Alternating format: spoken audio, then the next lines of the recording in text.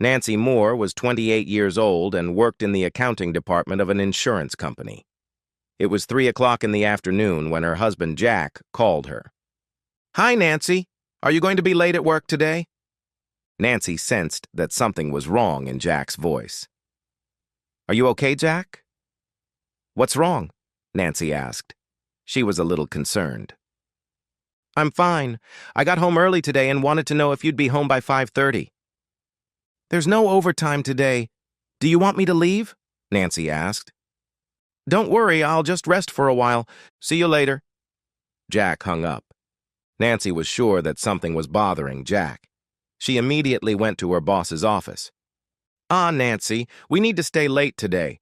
There are a few things that need to be finished," Alan Perkins reminded her with a broad smile, not letting Nancy get a word in. "Alan, I came to ask permission to leave early." "Are you okay?" Alan frowned. "Yes, everything's fine. It's just Jack. I think he's not feeling well. He just called from work." "Do what you have to do, Nancy. We'll make up for it next time." She looked at her boss and nodded. When Nancy entered the house, she found Jack dozing on the sofa. "I'm home, dear." She woke him up. "Are you feeling okay?" "Yes, of course." Jack sat up. "I'm a little tired. You're early." He glanced at his watch. "I left right after you called. I know you, Jack Moore. Something's bothering you." Nancy sat down next to him on the couch. "The thing is, we need to talk." Jack turned to her and looked Nancy in the eyes. "Oh, God," Nancy thought. "Not bad news." She took a deep breath. "What do you want to talk about, Jack?" she asked anxiously. "I don't know where to start. You have to admit that we've grown apart lately." Nancy frowned. "I'm going to be honest with you, Nancy. I've fallen out of love with you." "What?" Nancy gasped. "Honey, we're married. We have so many plans for the future. You know that in a couple of months I'll stop taking birth control. As we agreed, at the beginning of next year we'll start a family, we'll buy a house and—" "I know, Nancy," Jack interrupted her. "I've met someone else." "Someone else?" Nancy asked, struggling to hold back her tears. "Yes, a younger woman, and we love each other. I'm sorry, but it's not easy for me to tell you this." "But Jack, how could you do this to me? To us?" Nancy was still trying to understand what was happening. "We've known each other for 5 years and been married for 3. Over the last 6 months, you've changed and started neglecting me." "I've never neglected you, Jack. I've always been there for you." "You started working overtime every week, sometimes twice a week." "But Jack, I'm doing it for us. We need the money to buy a house." "Then you started going to parties with your coworkers every week, and after that, you went shopping for hours every Saturday." "I work so much, Jack, I need time for myself." "Have you ever thought about me?" Jack almost shouted. "Instead of going out with your coworkers, we could go on a date once a week. On Saturdays, we could go shopping together." Nancy looked at the floor. Now she realized what she had done. "Please, Jack, I love you. We can work this out. Nancy, 3 months ago when I talked to you about these problems, you got angry. You even raised your voice at me, remember?" "I'm sorry, Jack, if I hurt you. 3 months ago, I didn't take it that way. Now I realize that I was only thinking about myself. Please, Jack, give me another chance. Let's work on our marriage." 3 months ago, I was in a deep depression. During lunch break, she came over and sat down next to me. She works in another department. She noticed that I was crying. She befriended me, and a couple of days later, she asked me what was wrong in my life. I told her everything. I needed someone to share my pain with, and she became a shoulder for me to cry on. It was her. Yes, Nancy, it was her.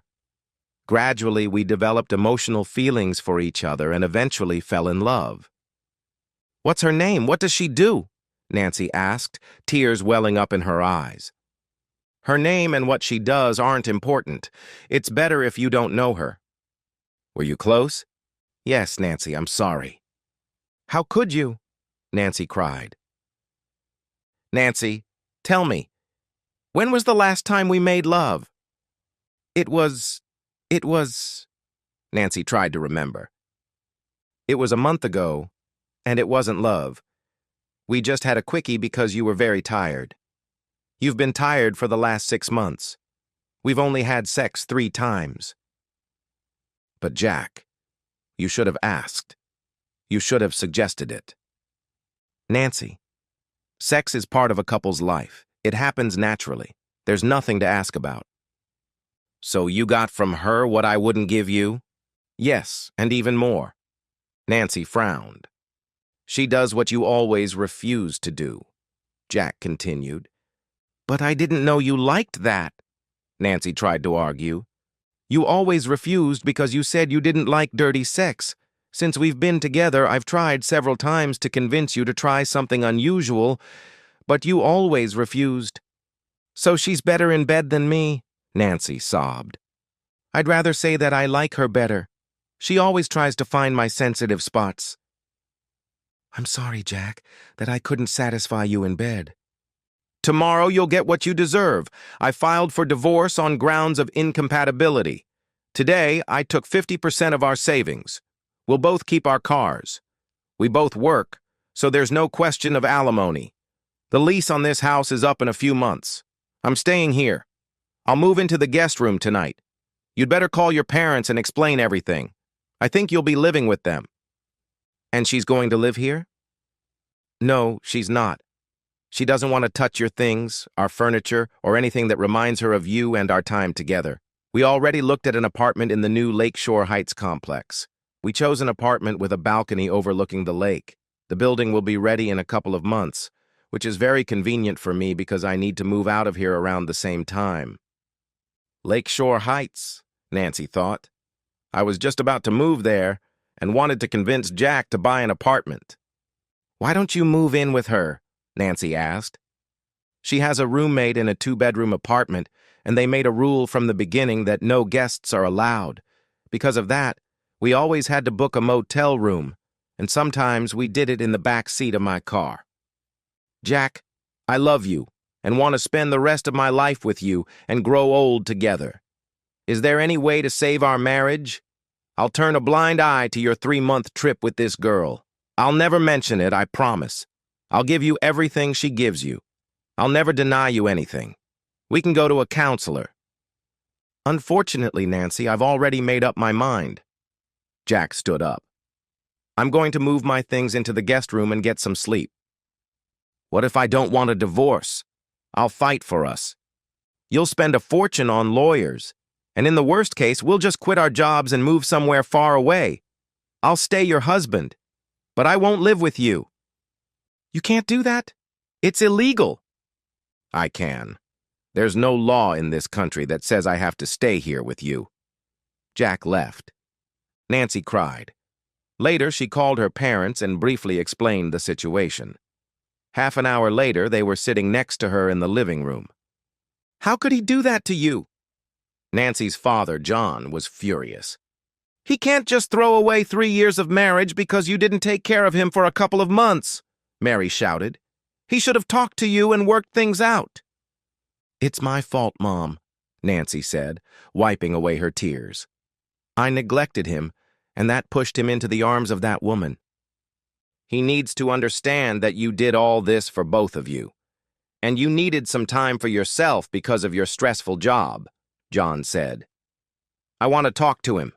Call him here. No, Dad, he's resting. You can talk to him in a couple of days when you've calmed down. Will you pack your things and come with us? We'll help you, Mary asked her daughter. I'm staying, Nancy said, leaving her parents sitting there in confusion. I'll try to get him back. Are you sure? Her parents asked at the same time. Yes. All right, we're leaving. But if anything happens, call us. Understand? Yes, Dad. Nancy went to her room and cried until she fell asleep. In the middle of the night, she woke up and went down to the kitchen. Next to the trash can, she found an empty pizza box. He didn't wake me up for dinner. He ordered food just for himself, Nancy thought. She drank a glass of water and went back to bed. The next morning, when she left her room, she heard the garage door close and Jack's car drive away. She got ready and went to work. Before lunch, Alan Perkins called Nancy into his office. "You've been acting strange since this morning. It looks like you've been crying. Is everything okay at home?" he asked. "Jack is divorcing me." "What? How?" He found someone else. He's in love with her." "I'm very sorry." "He said I don't notice him, and it's true." Nancy lowered her head. "He found comfort in a young woman who works at the same company." "Do you need some time off? You can take as many days as you want." "I'll let you know when I need it. For now, I'd better get back to work. I won't be long." "I understand." That day, Nancy cooked Jack's favorite meal. When he came home, the kitchen was filled with the aroma of food. He walked past Nancy without saying a word and went to his room. Later, he came downstairs, washed up, and changed his clothes. "I have a date with her," he told Nancy. "I made dinner for the two of you, and—" Nancy was ready to cry. "Don't worry about the food. From now on, we'll each live our own lives." "As you wish, Jack." "I don't know when I'll be back." Jack walked to the door. "I love you, Jack." Tears streamed down her face. Jack closed the door behind him. The next day, when Nancy returned home, Jack was already there. Nancy put down her purse and went to the kitchen to pour herself a glass of water. The doorbell rang. "You," Jack said without looking at Nancy. She frowned and opened the door to the man in a suit. "Are you Mrs. Nancy Moore?" "Yes, I am." "You have a court summons." He handed her a manila envelope. "Good evening, ma'am." The man turned and left. Nancy almost fell when she took the envelope. She had to lean against the wall. "Please sign it and let's move on," Jack said to her back. Nancy turned and looked Jack straight in the eye. "So, I've neglected you for 6 months, and you've forgotten all the good things we had. I promised you I'd change, and I have. I'll be a better wife and a better friend. Please, Jack, I'm begging you, give me another chance. It was a mistake. Can't you forgive me?" "A mistake? How can it be a mistake when you planned it all in advance?" "It's not what you think." "Tell me what to think. About the good times we had together? You ended that. And believe me, the time I'm spending with her now is much better than what we had. Just sign the papers, okay?" Jack went into his room. Nancy sat down and opened the envelope with trembling hands. She read the papers and signed them. Later, when she went to her room, she heard Jack talking on the phone. His door was open. "Yes, baby," he said. "She got the papers this afternoon. The clock is ticking. I love you too, honey. Stop taking those pills. It's a good idea. We can get married right after the divorce, with your swollen belly. You'll look stunning in a wedding dress." Nancy went into her room and closed the door behind her. "If only I could go back in time," she said to herself. The next day, she woke up early, left the papers on the kitchen table, and drove to work. There, she called her parents and told them about her situation. They asked her to pack her things and leave home. She simply replied that she would. Later, she told Alan Perkins that she had signed the divorce papers.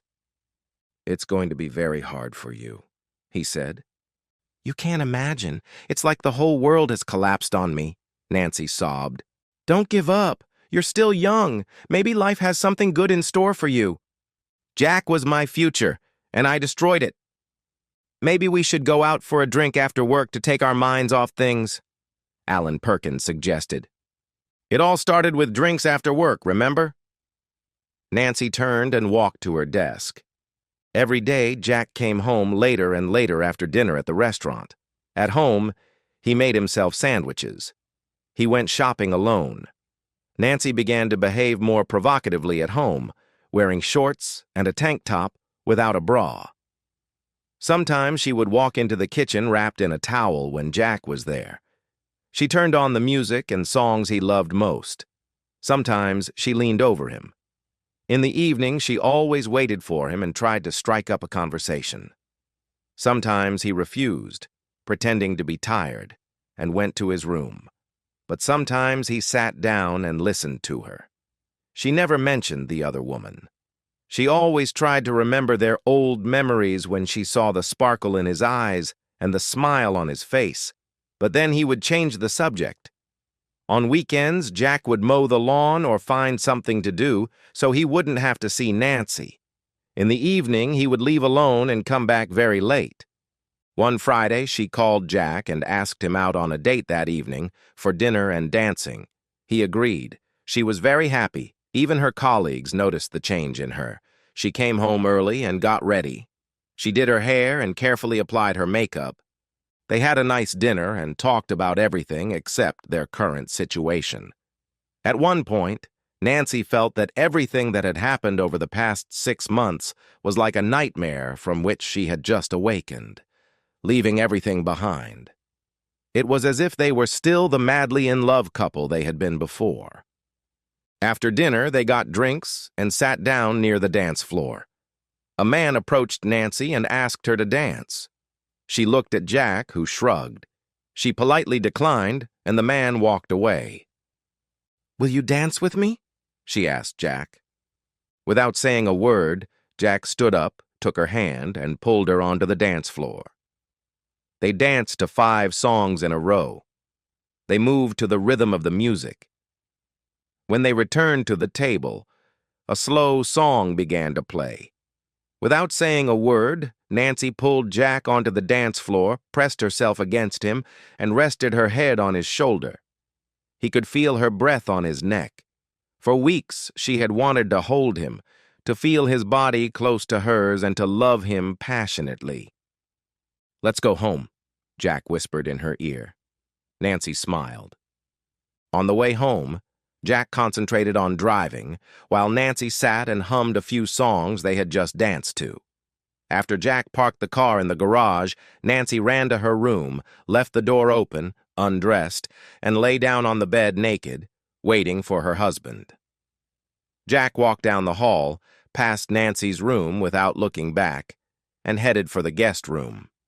Shocked, Nancy lay on the bed, trying to understand what had happened. She jumped up and rushed into the guest room. She opened the door without knocking. Jack was shirtless. "What happened? Why aren't you taking your wife? You haven't touched me in weeks and I'm burning up." "Nancy, we're getting divorced. We can't be intimate." "We're still married and I'm still your wife. Please, dear, make love to me." She walked over to Jack and tried to hug him. He pushed her away and sat down on the bed. "Take everything that's yours, Jack. Do whatever you want with me. I'll never say no to you." She sat down next to him and tried to kiss him on the lips, but he turned away and she kissed him on the cheek. "Please, Jack, don't leave me. Don't divorce me. I love you. All I'm asking for is your forgiveness. I know we can work things out. Let's just forget these stupid 6 months as if they never happened. You can do it, Jack, because you don't hate me." "It's a little late, Nancy." "It's never too late, Jack. Your weakness led you to another woman. You were vulnerable because of the situation I created. I was foolish, selfish, and self-centered. I've learned from my mistakes, and I promise it will never happen again. I'll be the best wife in the world." Jack said nothing, his gaze distant. Nancy knelt before him and took his hands. "I'll be your slave, Jack. Your will is my law. You can beat me every day, punish me for what I've done, humiliate me, but Jack, be my husband, until death do us part." She cried. "I can't!" Jack looked her straight in the eyes. "But why can't you?" "Because I can't betray her." Nancy stood up full of rage. Her, she screamed. "Who is she anyway? Can't you see she's ruined our home? That bitch seduced you and played on your weakness. She knew you were married, and that didn't stop her from spreading her legs. How do you know she won't betray you?" "She won't. No matter what you say, she'll do something worse." Resigned, she walked to the door and stopped. "I'm tired, Jack. This divorce is killing me. First thing tomorrow morning, I'm calling my parents to come and help me pack," she said without turning to him. "I'm very sorry for my mistakes. I'm sorry for the pain I've caused you. I wish I had been wiser. I wish you a happy life with your future wife." She went to her room with her head down. The next morning, Nancy's parents arrived early. "Dark circles under your eyes. Didn't you sleep again?" Mary asked. Nancy didn't answer. "You should have left as soon as he dropped that bomb on you," John said to his daughter. "I know, Dad, but I wanted to get him back." "Just forget about him. The world is full of young men who will fall in love with you at first sight," Mary said. "I want to talk to that jerk. Wake him up." John was furious. "Leave him alone. You're wasting your time, Dad. Mom, help me pack my things, please." "You wanted to talk," Jack said, coming down the stairs. "Yes, you jerk!" John blushed with anger. "You're a real bastard." "Dad, please." Nancy shook her head. "I have to tell that piece of shit what I think of him." John turned to Jack. "Because of your male ego, you can't accept that your wife has a right to a personal life. She works very hard, overtime. And for what? To earn extra money so you two can buy a house, just like you planned. Maybe she went overboard with the girls' nights out and Saturday shopping trips. But she needed to relax. She admitted her mistake and apologized. And what do? You cheat on her with the first whore you meet and order her a massage." Jack was silent and stared intently at John. Nancy took her father by the arm and tried to lead him upstairs to her room. "The first day you brought him to our house, I knew he wasn't right for you, Nancy. You were so in love that I kept quiet and prayed I was wrong." "Come on, John," Mary reassured him.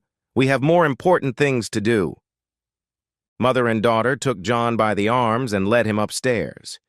Jack opened the door and saw John's van in the middle of the driveway. He decided to walk 2 blocks to the nearest cafe. 3 months later. The day before the hearing, Nancy took a few days off work. She went to her parents' country house for a few days. She wanted to get away from people. She knew the judge would grant the divorce, and she didn't want to show up in court.